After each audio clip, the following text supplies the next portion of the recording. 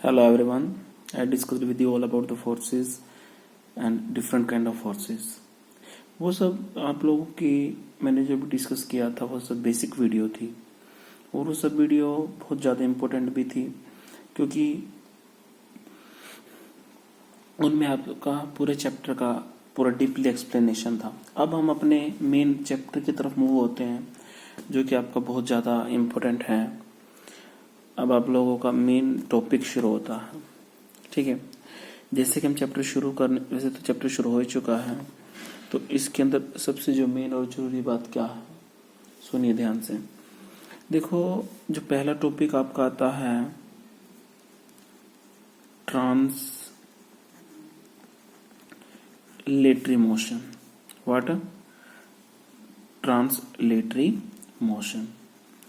Clear? ये तुम्हारा है ट्रांसलेटरी मोशन। अब एक ट्रांसलेटरी मोशन, इसके एक नाम हो गया, जैसे कि आप लोगों को घर पे अलग नाम से बुलाया जाता है, बाहर अलग नाम से बुलाया जाता है, फ्रेंड्स आपको कोई अलग अलग नाम देते हैं। तो इसी तरीके से हम इसके ट्रांसलेटरी मोशन को अलग अलग नामों से जान लिया हमने इसको। वो सभी नेमिंग में आप लोगों से डिस्कस कर रहा हूँ इधर, ठीक है। इसका पहला नाम है ट्रांसलेटरी मोशन, दूसरा नाम है इनका linear motion. What motion? Linear motion. तीसरा नाम है इसका straight line, straight line motion. और जो फोर्थ नेम है इसका वो रेक्टिलीनियर मोशन।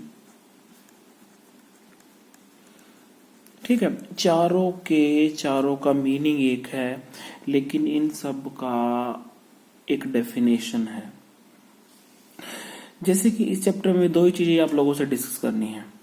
एक तो हमें ट्रांसलेटरी मोशन डिस्कस करना है, दूसरा मैंने जो टॉपिक डिस्कस करना है आप लोगों से वो है मेरा circular motion. Circular motion. Circular motion का और भी कई नाम होते हैं, जैसे कि तुम्हारा हो गया टॉर्क, अलग नाम हो गया हमारा इसमें मोमेंटम, मोमेंट ऑफ फोर्स,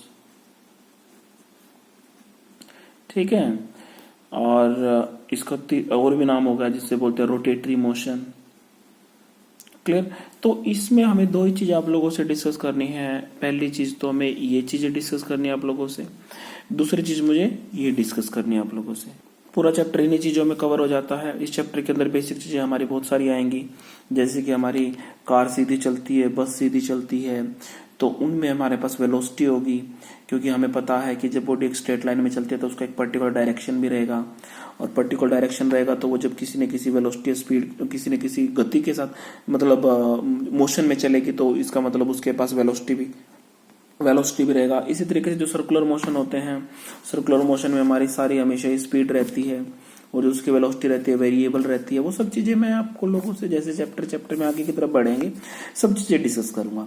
और ये मतलब पूरा का पूरा इसका एप्लीकेशन भी है, और पूरा का पूरा जो चैप्टर है, whole chapter depends only on this two topics.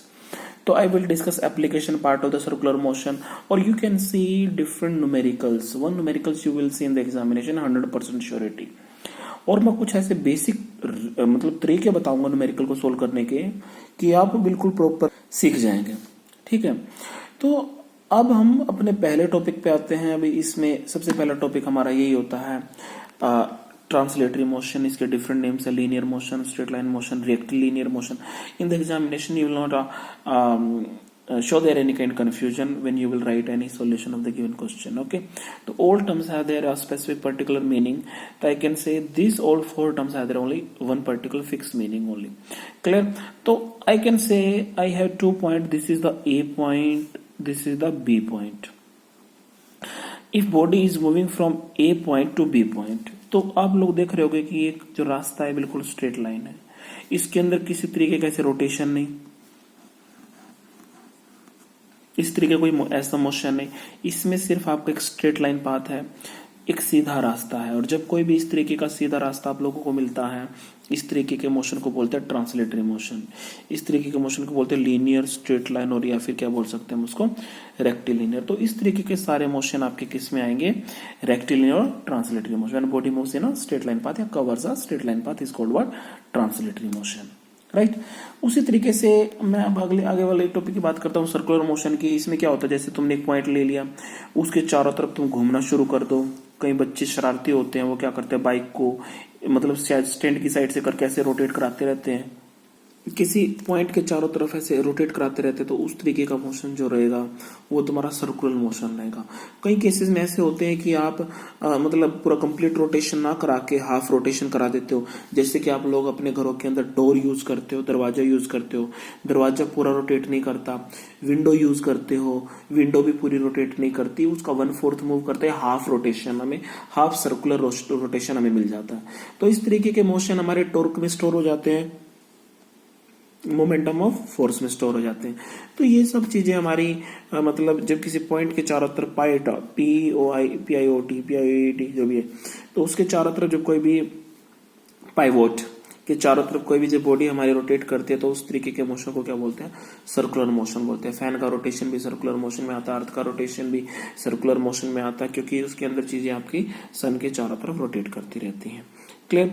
और खुद के एक्सिस पे भी रोटेट करते हैं। तो इस तरीके का मोशन सारा क्या होता है, आपका सर्कुलर मोशन होता है। ये बहुत डीपली चीजें हैं। उसके बाद मैंने आप लोगों से डिस्कस किया था कि आपके पास रिजिड बॉडी थी, दूसरी बॉडी थी आपकी नॉन रिजिड बॉडी थी। ठीक है, अब मैं डेफिनेशन एक्सप्लेन नहीं करूंगा, आप सब बहुत कंप्लीटली जानते हैं इनके बारे में। जो रिजिड बॉडी होती है और एक होती है आपकी non rigid body. Rigid body में आप मैक्सिमम टाइम क्या लेते हो, वुड लेते हो, स्टील लेते हो, और कई सॉलिड बॉडी आयरन भी ले सकते हो। वैसे तो ये एक तरीके कह सकते हैं non deformed body, non deformed body वो सारी कैसी होती है, रिजिड बॉडी होती है। और जो आपकी डिफॉर्म हो जाती है, डिफॉर्म्ड बॉडी, डिफॉर्म का मतलब कि अपनी शेप, इसके अंदर आप ले सकते हो कोई भी रबड़ ले सकते हो, कोई आपका गैस फिल्ड बैलून भी ले सकते हो, रॉप भी ले सकते हो। You can mention different example in the case of non rigid bodies, right. Water also you can take liquid also. The different things you can include in this case, or things is very important, things are very important for getting the complete information about the body. Okay, now I'm going to explain here transmissibility. What? Transmissibility, principle of transmissibility. ठीक है, तो हम क्या कहते हैं, ये आपके पास एक बॉडी है, ठीक है, हम इसमें एक लाइन ड्रॉ कर देते हैं। मतलब मैंने क्या बोल दिया कि यहाँ पे मेरा एक पॉइंट है, ठीक है। अगर ये पॉइंट मेरा ए है, अगर मैं इस पॉइंट को पकड़ लेता हूँ रस्सी के साथ, तो कहने का मतलब अगर मैं फोर्स लगा दूं तो मेरा पूरा का पूरा बॉडी मूव करना शुरू कर देता है। और जब मेरा पूरा का पूरा बॉडी मूव करना शुरू कर देता है, तो इसका मतलब क्या है कि आप फोर्स तो एक पॉइंट पे लगा रहे हो। तो मैं इसमें P, Q, R कितने भी पॉइंट मान लो, anything I can take here different points. Principle of transmissibility में you can take many points, anything else definition you can see in your book. तो ए पॉइंट पे जब आप फोर्स लगाते हो तो पूरा का पूरा बॉडी मूव करता है, ठीक। और ये बॉडी कैसा है, आपका रिजिड बॉडी है। कैसा बॉडी है आपका, रिजिड बॉडी। अगर ये बॉडी आपका रिजिड है और आप फोर्स लगा रहे हो ए पॉइंट पे, कौन से पॉइंट पे लगा रहे हो, ए पे, तो जब ये पूरा का पूरा बॉडी मूव करता है तो पी भी मूव करेगा, क्या भी मूव करेगा, आर भी मूव करेगा, और पूरा होल बॉडी भी मूव करेगा। तो इसका मतलब क्या हुआ कि आपने फोर्स एक ही पॉइंट पे लगाया, तो वो सारा का सारा फोर्स इस एक्शन, इसको हम एक्शन एक्सिस लाइन भी बोल सकते हैं, या फिर हम इसको मतलब एक्सिस लाइन भी बोल सकते हैं, एक्शन ऑफ लाइन भी बोल सकते हैं, जिस पे आप फोर्स लगाते हो। तो जैसे आप यहाँ पे फोर्स लगाते हो, वो फोर्स पूरा का पूरा इस लाइन पे डिस्ट्रीब्यूट हो जाता है। तो जब वो पूरा फोर्स इस लाइन पे डिस्ट्रीब्यूट करता है, तो पूरा का पूरा बॉडी एक प्लेस से दूसरे प्लेस की तरफ क्या करना शुरू कर देता है, मूव करना शुरू कर देता है। अगर वो एक प्लेस से दूसरे प्लेस पे मूव करना शुरू करेगा, तो इसका मतलब क्या हुआ, इसके अंदर ये मॉलिक्यूल है, ये मॉलिक्यूल भरा पड़ा है एटम मॉलिक्यूल से है, तो इसके सारे के सारे मॉलिक्यूल भी साथ के साथ मूव करेंगे। एक पॉइंट पे फोर्स लगाया तो सारे molecule, atom, everything will move along this point A. तो इसका मतलब क्या हुआ कि आपने जो भी फोर्स लगाया है वो सारा का सारा फोर्स इस पूरी की पूरी बॉडी के ऊपर डिस्ट्रीब्यूट हो गया। क्या हो गया, डिस्ट्रीब्यूट हो गया। समझ गया ना। जैसे कि तुम ले लेते हो कार ले लेते हो, जैसे कई बार आपकी कार स्टार्ट नहीं होती और 10-5 बंदे मिलके पीछे से कार के ऊपर धक्का, कार की बैक साइड से उसको पुश करते हैं तो कार सारी की सारी मूव करना शुरू कर देती है। ऐसा तो नहीं होता पीछे से धक्का लगा रहे तो पीछे पीछे का पोर्शन मूव कर गया, आगे का वहीं रह गया। नहीं, अगर कार का एक टायर है, दूसरा टायर, अगर ये टायर आपका 1 सेंटीमीटर मूव करता है तो ये टायर भी आपका कितना मूव करेगा, 1 सेंटीमीटर ही मूव करेगा। तो इसका मतलब क्या हुआ, अगर ये 1 सेंटीमीटर मूव कर रहा है तो ये भी आपका 1 सेंटीमीटर मूव कर रहा है, तो इसका मतलब इसके जितने भी मॉलिक्यूल हैं वो भी सारे कितना कितना सेंटीमीटर मूव करेंगे, 1-1 सेंटीमीटर ही मूव करना शुरू करेंगे।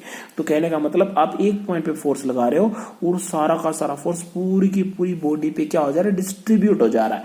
अगर वो पूरी की पूरी बॉडी पे डिस्ट्रीब्यूट होगा तो इसका मतलब ट्रांसमिशन हो गया, ट्रांसबिलिटी होगी। कहने का मतलब वो सारा का सारा फोर्स पूरी की पूरी बॉडी पे डिस्ट्रीब्यूट हो गया है, तो इस तरीके को बोलते हैं प्रिंसिपल ऑफ ट्रांसबिलिटी। क्लियर ना, ट्रांसमिशन, तो इसको बोलते हैं distribution of the force to all body. तो you can see properly all these things and understand the things there। इसी तरीके से आप कोई भी एग्जांपल ले लो, किसी टेबल को प्रेस करते हो, एनीथिंग एल्स, तो जैसे आप उसके ऊपर फोर्स लगाओ तो फोर्स पूरा का पूरा बॉडी पे डिस्ट्रीब्यूट हो जाएगा, तो उसके सारे के सारे पॉइंट्स इक्वली मूव करेंगे, सारे पॉइंट्स उसके बराबर मूव करेंगे। और जब सारे पॉइंट उसके बराबर मूव करेंगे तो वो आपका सारा का सारा वहां से क्लियर कट इन्फॉर्मेशन आप लोगों को मिलेगा कि भाई हमारा पूरा फोर्स पूरी बॉडी के ऊपर डिस्ट्रीब्यूट हो गया। इसको प्रिंसिपल ऑफ ट्रांसबिलिटी बोलते हैं। ओके, और एक इसी डेफिनेशन आप अपनी बुक से पढ़ सकते हैं। इसके अंदर एक पॉइंट और होता है ग्रेविटी पॉइंट, या फिर उसको बोलते हैं सेंटर ऑफ मास पॉइंट। वो हमारा एक स्पेसिफिक पर्टिकुलर टॉपिक है, तो आई will explain about centre of mass और this gravity point on that topic only। Clear? Till that I will not explain anything related to it। Okay, now next thing I'm going to discuss। अब तक तो था मतलब एक normal चीज, अब main चीज शुरू होती है जिसके बेस्ड पे क्वेश्चन एग्जाम में 100% आता ही है। ठीक है, अब मैं डिस्कस कर रहा हूं आपसे moment of force. Moment of force, या फिर इसका दूसरा नाम हम दे सकते हैं क्या, टॉर्क। और ये आपका स्ट्रेट लाइन में था सारा, क्योंकि बॉडी आपकी स्ट्रेट लाइन में मूव कर रही है, सीधी जा रही है ना, तो इसमें आपकी बॉडी अगर सीधी जा रही है तो आप इसमें प्रिंसिपल जो लगा रहे हो ट्रांसमिशन का, ट्रांसबिलिटी का, तो वो पूरी की पूरी बॉडी डिस्ट्रीब्यूट हो रहा है। इधर अगर हम बात करें मोमेंट ऑफ फोर्स और टॉर्क, इसके अंदर ये पार्ट रहेगा हमारा कौन सा, circular motion. Which part I will take, circular motion. और this topic is very important, you should see focus on it properly. Clear? One thing I am taking also here, this is the point number next। अब देखिए इधर हम action of force को discuss कर रहे हैं, action of moment को discuss कर रहे हैं, तो ध्यान देना है, थोड़ा समझना है, very important for the examination. Before explaining it I am discussing with you two kind of product. Number one is that dot product, clear. Second is what, cross product. कई बार क्या होता है, देखो मैंने ऐसे मल्टीप्लाई किया 2 × 5, ये हमें क्या देगा, 10 देगा। 2 × 5 ये भी हमें क्या देगा, 10। तो मैथमेटिकल डेफिनेशन में दोनों का मीनिंग एक ही है, भाई प्रोडक्ट है। लेकिन फिजिक्स ऐसे नहीं सोचती है, फिजिक्स दोनों को अलग अलग तरीके से डिफ्रेंशिएट करती है और दोनों को अलग अलग तरीके से डिफाइन भी करती है। एक बात सुनिए, जब हम डॉट प्रोडक्ट की बात करते हैं, डॉट का मीनिंग ये होता है कि जब चीजें आपस में कैसी होती हैं, पैरेलल होती हैं। क्रॉस का मतलब ये ऐसे होता है, क्रॉस जब चीजें आपस में क्या होती हैं, परपेंडिकुलर होती हैं। कैसी होती हैं, परपेंडिकुलर। समझ गए ना। देखो जैसे कि मैंने बात किया, भाई तुम यहाँ पे ए हो, ये तुम्हारा दोस्त बी है, दोनों के दोनों साथ चले जा रहे हैं, ठीक है। तो जब हम साथ चले जाएंगे तो इनके बीच में जो गैप है वो हर एक पॉइंट पे इक्वल रहता है, बराबर रहता है। तो ये दोनों कभी भी नहीं मिलेंगे, तो इनके बीच में हम क्या लेंगे, डॉट लेंगे। तो हम ये कह देंगे भी ए पैरेलल टू बोल देंगे बी, तो इनके बीच में प्रोडक्ट कौन सा रहेगा, डॉट रहेगा। लेकिन ये चीजें मेरी कब है, जब मेरे पास चीजें किस फॉर्म में रहेंगी, वेक्टर फॉर्म में रहेंगी। वेक्टर फॉर्म का मतलब क्या है भाई, जब चीजों की डायरेक्शन रहेगी। जब डायरेक्शन नहीं रहेगी तो उनका, ये इसमें डायरेक्शन नहीं है, 2 का कोई डायरेक्शन नहीं, 5 का कोई डायरेक्शन नहीं, 2 का 5 का तो हम ले सकते हैं सीधा। लेकिन हम यहाँ पे कह सकते हैं अभी ए आपका इस डायरेक्शन में मूव कर रहा है, बी आपका भी इसी डायरेक्शन, तो डायरेक्शन आ गई ना। तो जब डायरेक्शन होगी तो इसका मतलब चीजें पैरेलल मानी जाएगी, और पैरेलल चीजों के बीच में कैसा प्रोडक्ट आता है, वो डॉट प्रोडक्ट आता है। चीजें मैं एक्सप्लेन नहीं करूंगा डीपली, 11th का टॉपिक है। अगर मैं लेता हूं भाई एक चीज आपकी इधर जा रही है, दूसरी चीज आपकी कहां जा रही है, ऐसे ऊपर की तरफ, तो इनके बीच में एंगल बन रहा है कितना, 90। तो हम ये ए ले लेते हैं, बी, तो इनके बीच में जो प्रोडक्ट आता है क्रॉस आता है, और हम बोल देते हैं भी ए परपेंडिकुलर टू बी। और इसमें भी डायरेक्शन है भाई, ए का हमारा पर्टिकुलर डायरेक्शन ईस्ट मान लेते हैं, ये हमारा नॉर्थ मान लेते हैं बी का डायरेक्शन। तो जब हमारे परपेंडिकुलर रहते हैं आपस में, तो उनके बीच में जो डायरेक्शन कंसेप्ट आता है तो वो आपका किससे आता है, क्रॉस प्रोडक्ट से आप उसको डिफाइन करते हो। समझ गए, यहां तक क्लियर हो गया? तो मैं यहाँ पे छोटे छोटे 2 एग्जांपल लेता हूं। देखो, अगर एक एग्जांपल ले लूं मैं वर्क का, कहने का मतलब आप इसी डायरेक्शन में जा रहे हो, ठीक है, मतलब एक छोटी सी बात सुनिए भाई, वर्क की कौन सी बात लेते हैं भाई, एक बात सुनना, मतलब आप क्या कर रहे हो, आपने एक रस्सी से किसी पत्थर के टुकड़े को बांधा हुआ है, ठीक है, अब आपको उसको खींच के लेके जाना उधर की साइड। देखो, अब आप भी उधर जा रहे हो, पत्थर का टुकड़ा भी उधर जा रहा है, तो दोनों का डायरेक्शन क्या होगा, सेम। और जब दोनों का डायरेक्शन सेम है और दोनों हमेशा पैरेलल हैं, और जब पैरेलल है तो उनके बीच में जो वर्क डन रहेगा वो पैरेलल में रहेगा, और पैरेलल में जब वर्क डन होता है तो इसका मतलब क्या है, उनके बीच में वर्क डन पैरेलल में रहेगा, तो हम उनके बीच में डॉट प्रोडक्ट लेते हैं, ठीक है। उसी तरीके से हम लेते हैं, देखो हम कोई स्क्रू ले लेते हैं, स्क्रू, देखो ये मेरा कोई पेन है, ठीक है, ये स्क्रू है। अब स्क्रू को हम पेचकस, जो आप घरों में यूज करते हो ना, पेचकस यूज करते हो, ठीक है, कोई नट है, पेचकस है, स्क्रू है, आप उससे रोटेट कराते हो, रोटेट करके वो दीवार में घुसना शुरू हो जाता है। और देखो, अगर आप उसको ऐसे घुमाते हो तो वो अंदर की तरफ जाता है, उल्टा घुमाते हो तो खुल के बाहर आना शुरू हो जाता है, ठीक है। तो एक बात याद रखना, ये हमारा मान लेते हैं कोई भी स्क्रू है, ओके। अब जब आप इसको रोटेट करते हो, ऐसे रोटेट करते हो, रोटेट, तो ये दीवार के अंदर जाता है ऐसे, मतलब दीवार के अंदर सिंक हो जाता, नहीं हो जाता। अगर आप इसको अपोजिट साइड में रोटेट करोगे तो ये दीवार के अंदर से बाहर आना शुरू हो जाता है। तो आपने एक चीज देखी, फोर्स की डायरेक्शन कौन सी है, फोर्स, अब अगर आप इसको रोटेट कर रहे हो ऐसे ऐसे, मतलब कहने का मतलब क्या है भाई, इसको ऐसे आप ऊपर से रोटेट कर रहे हो तो आपका फोर्स ऐसे रहेगा ऊपर की तरफ, तो इसका मतलब फोर्स आपका इसके ऊपर लगेगा, इसके ऊपर जो आप रोटेट कर रहे हो ऐसे, ठीक है ना। अगर देखो, अगर आप इसको ऐसे रोटेट कर रहे हो तो फोर्स इसका ऐसे ऊपर की तरफ लगेगा, तो कहने का मतलब ये इसका फोर्स है, ठीक है। और ये जा कहां रहा है, ये अंदर की तरफ जा रहा है, अंदर की तरफ जा रहा है ना, तो इसने क्या एंगल बनाया, 90 डिग्री बनाया। क्या बनाया, 90, कि आप फोर्स तो ऐसे लगा रहे हो, ऐसे इस साइड में ऐसे, और ये स्क्रू आपका अंदर की तरफ जा रहा है, तो एंगल बन रहा 90 डिग्री। तो कहने का मतलब, अब ये अंदर की तरफ जा रहा है तो इसका मतलब इसके अंदर थोड़ी सी डिस्प्लेसमेंट आ रही है, मोशन आ रही है, और ये आपका फोर्स है, तो दोनों के बीच में कितना एंगल बन रहा है, 90 डिग्री। तो ये चीजें डिफाइन करी जाती है किससे, क्रॉस प्रोडक्ट से। किससे डिफाइन करी जाती है, क्रॉस प्रोडक्ट से, विद द हेल्प ऑफ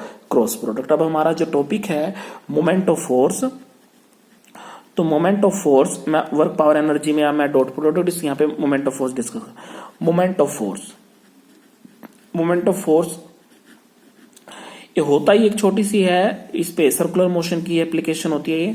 अब इस एप्लीकेशन को आप कैसे डिफाइन करेंगे, इसके लिए सबसे अच्छा एग्जांपल है डोर का एग्जांपल। कौन सा एग्जांपल है, डोर का एग्जांपल। अब इसको मैं कैसे डिफाइन करता हूं, तो एक बात सुनिए, मान लेते हैं ये आपका बुक है, क्या ये आपका बुक है, ठीक है। अब इस बुक के को कैसे डिफाइन करेंगे आप, छोटी बुक ले लेते हैं दूसरी, ये वाली, the path of perfection, okay. तो इधर देखो, मान लेते हैं डोर है। अब देखो, इसका जो ये पॉइंट है, ये पीछे वाला, तो हिंग से कनेक्टेड रहता है, किससे कनेक्टेड रहता है, हिंग से। और आप इसको ऐसे रोटेट करते हो, ऐसे ऐसे तो रोटेट करते हो, समझ गया ना।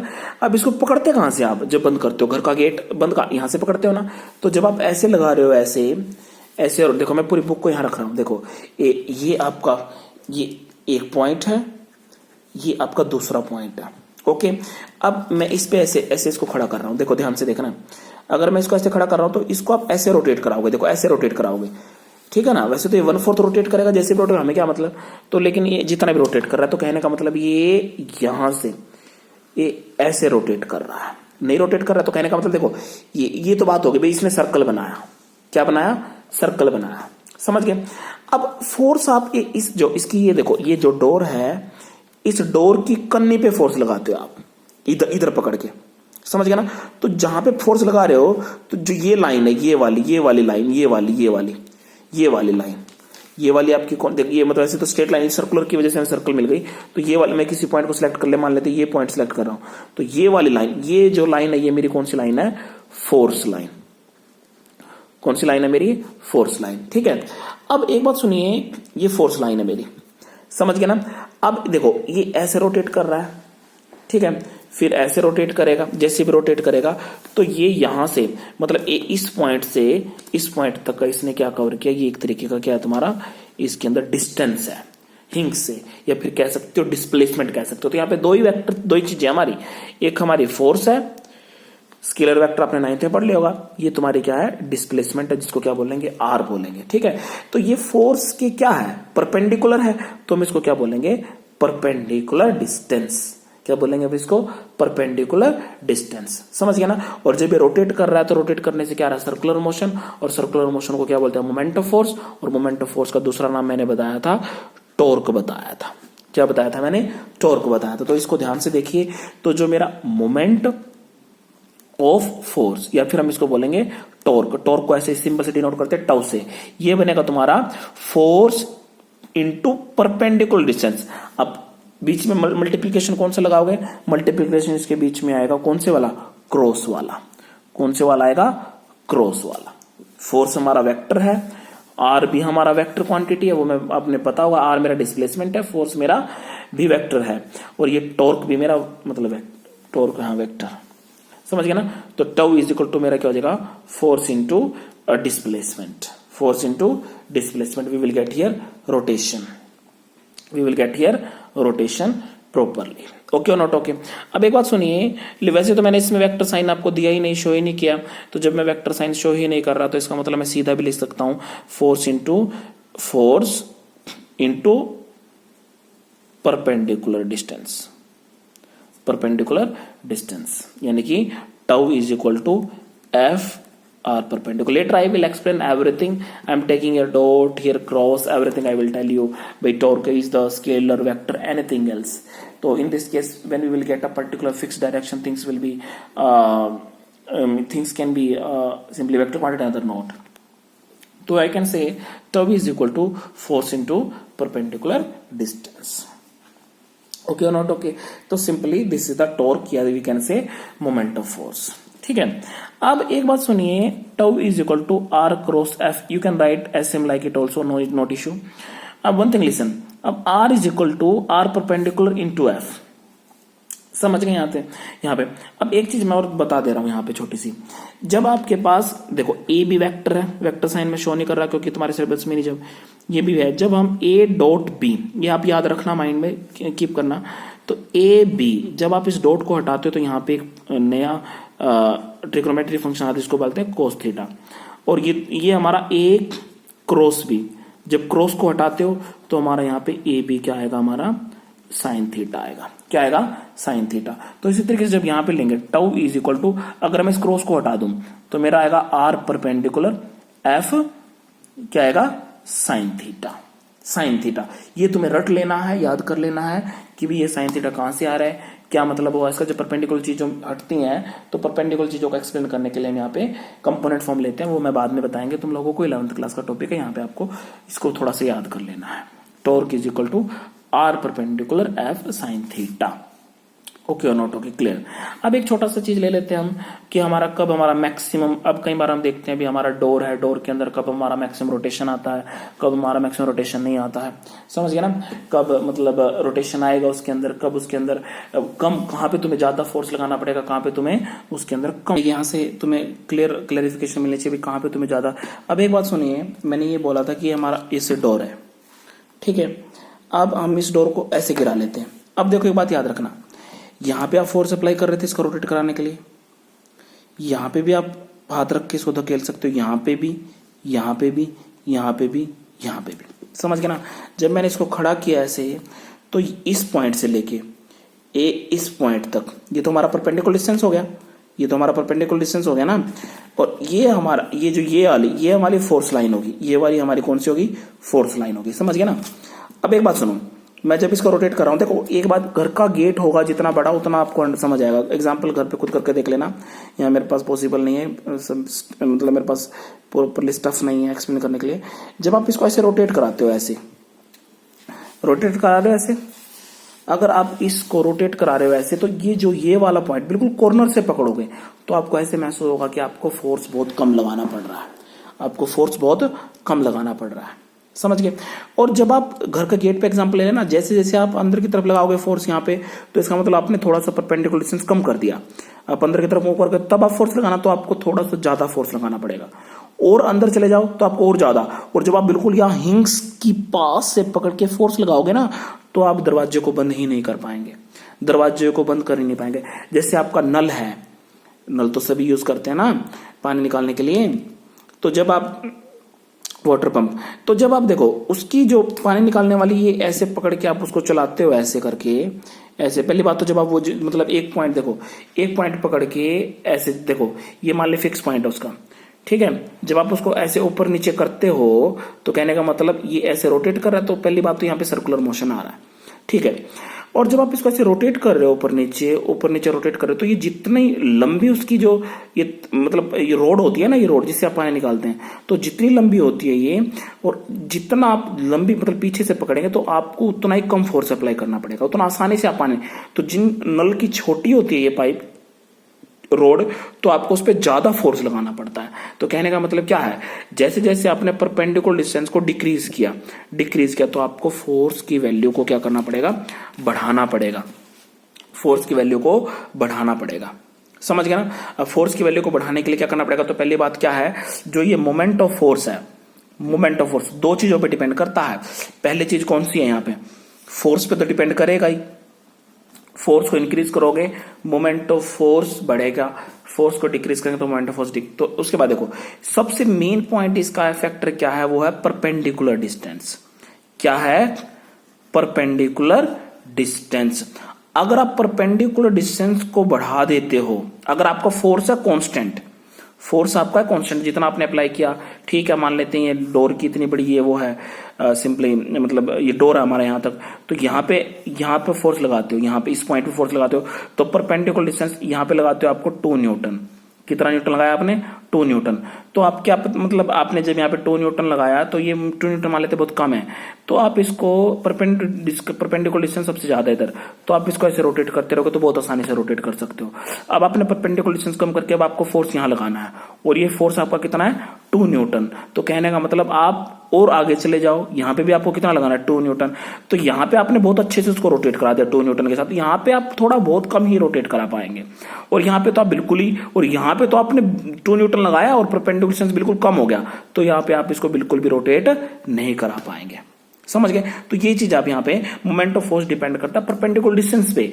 जितना ज्यादा परपेंडिकुलर डिस्टेंस होगा तो मोमेंट ऑफ फोर्स मतलब उसके अंदर रोटेशन उतना ही ज्यादा, आप आसानी से कम फोर्स के साथ लेके आ सकते हो। और जितना परपेंडिकुलर डिस्टेंस डिक्रीज करोगे तो मोमेंट ऑफ फोर्स भी कम आएगा। तो आप इसको डोर का एग्जांपल लेके कर सकते हो, क्योंकि मैं आपको मतलब लाइव वीडियोस में एग्जांपल नहीं ले पा रहा हूं मैं, later I will explain everything. Clear. तो जैसे जैसे आप परपेंडिकुलर डिस्टेंस को डिक्रीज करते चले जाओगे तो आपका मोमेंट ऑफ फोर्स भी डिक्रीज होता चला जाएगा। ओके। अब हमारा कब मैक्सिमम रहेगा और कब हमारा मिनिमम रहेगा, एक छोटी सी चीज मैं आप लोगों को बता दे रहा हूं। अब एक बात सुनिए, देखो अब एक बात सुनो, अब आप इसको ऐसे रोटेट करा रहे हो, इस तरीके से रोटेट करा रहे हो, नहीं करा रहे हो, ठीक है। हम पिछले वाले डायग्राम में जाते हैं, तो दोनों के बीच में एंगल कितना बन रहा है, 90 डिग्री बन रहा है। कितना बन रहा है, 90 डिग्री। ओके। दूसरा देखो, अब देखो पहले आप इसका ऐसे रोटेट करा रहे थे, मान लेते हैं डोर यहाँ पे फिक्स है। अब डोर को आप बाहर की तरफ खींचो, कहां की तरफ खींचो, बाहर की तरफ। देखो परपेंडिकुलर डिस्टेंस तो है ही उधर, ठीक है ना। परपेंडिकुलर डिस्टेंस कौन सी है, ये है ना, ये हाँ परपेंडिकुलर डिस्टेंस है तो बाहर की तरफ। और जैसे आप इसको बाहर की तरफ खींचोगे तो फोर्स की डायरेक्शन भी क्या होगी, उधर ही होगी। तो कहने का मतलब क्या है, ये देखो ये वो पॉइंट है जहां पे आपको फोर्स लगाना है। तो फोर्स आप दरवाजे को अपनी तरफ खींचो तो फोर्स भी आपका उधर है और परपेंडिकुलर डिस्टेंस भी उधर है, तो दोनों आपस में क्या हो गए, पैरेलल हो गए। अब एंगल क्या बन गया आपका, 0 बन गया। एंगल क्या बन गया, 0। अब इस पे कैसे अप्लाई करेंगे, इधर देखिए हमारा है टाउ इज इक्वल टू कितना है, perpendicular distance force sign theta. Okay. अब यहां पे हम क्या कर रहे हैं, थीटा इज इक्वल टू अगर हम ले रहे हैं 90 डिग्री, ये मैथमेटिकल प्रूव है, तो tau is equal to are perpendicular force और साइन थीटा कितना होगा 90, और साइन 90 क्या होता है, 1 होता है। 1 क्या होता है, मैक्सिमम होता है, +1। तो यहाँ पे आर परपेंडिकुलर फोर्स मतलब रोटेशन क्या रहेगा आपका, मैक्सिमम रहेगा। मोमेंट ऑफ फोर्स क्या रहेगा, मैक्सिमम रहेगा। क्या रहेगा आपका, मैक्सिमम। ये परपेंडिकुलर है भाई, ये सिंबल है बस परपेंडिकुलर का, तो ये क्या रहेगा आपका, मैक्सिमम टॉर्क रहेगा। क्या रहेगा, मैक्सिमम टॉर्क। अंडरस्टूड और नॉट, क्लियर ना। तो एक बात याद रखना बेसिकली ध्यान से, और जो आपकी साइन की वैल्यू होती है वो मैक्सिमम +1 होती है और मिनिमम होती है -1। इन दोनों के बीच में वैल्यू लाई करती है। तो साइन 90 होता है, मैक्सिमम मीन्स +1। तो कहने का मतलब क्या है, जब आप ऊपर की तरफ फोर्स लगाते हो या फिर नीचे की तरफ फोर्स लगाते हो और दोनों आपस में बना रहे हैं 90 डिग्री, तो 90 डिग्री एंगल बनते ही आपस में दोनों परपेंडिकुलर हो जाएंगे, और परपेंडिकुलर होते ही हमारा वर्क डन कैसे हो जाएगा, मैक्सिमम हो जाएगा। कैसे हो जाएगा, मैक्सिमम। अब एक बात सुनो, आप खड़े होकर दरवाजे को अपनी तरफ ही खींच रहे हो, ठीक है ना, दरवाजे को ऐसे दरवाजे को इधर की साइड ही खींच रहे हो। वैसे तो हिंग से आप उसको नहीं फाड़ पाएंगे, या तो फिक्स नहीं है, उसको अपनी तरफ ही खींच रहे हो, उधर की साइड ही, उधर की साइड, और उधर की साइड ही परपेंडिकुलर डिस्टेंस, यानी कि उसको उधर ही खींच रहे हो, उधर की साइड ही परपेंडिकुलर डिस्टेंस। तो आपका क्या बनेगा, tau is equal to are perpendicular F sine theta, और साइन थीटा क्या रहेगा 0 डिग्री, और साइन 0 क्या होता है, हमेशा 0 ही होता है। तो आर परपेंडिकुलर एफ 0, तो ये क्या हो जाएगा आपका 0। तो रोटेशन हमारा उसके अंदर कोई भी रोटेशन आएगा ही नहीं, वहां पे हमें कोई भी रोटेशन नहीं मिलेगा। अगर आप दरवाजे को खड़े होके अपनी तरफ ही खींचते हो तो उसमें कोई रोटेशन नहीं आएगा, और जब रोटेशन ही नहीं आएगा तो क्योंकि दोनों पैरेलल हो गए, पैरेलल होते ही आपका टॉर्क क्या हो जाएगा 0। तो कहने का मतलब क्या है, आपको मैक्सिमम फोर्स गेन करने के लिए दोनों को परपेंडिकुलर रखना बहुत जरूरी है, और जब दोनों को परपेंडिकुलर करेंगे तो आपको मैक्सिमम वर्क डन मिलेगा।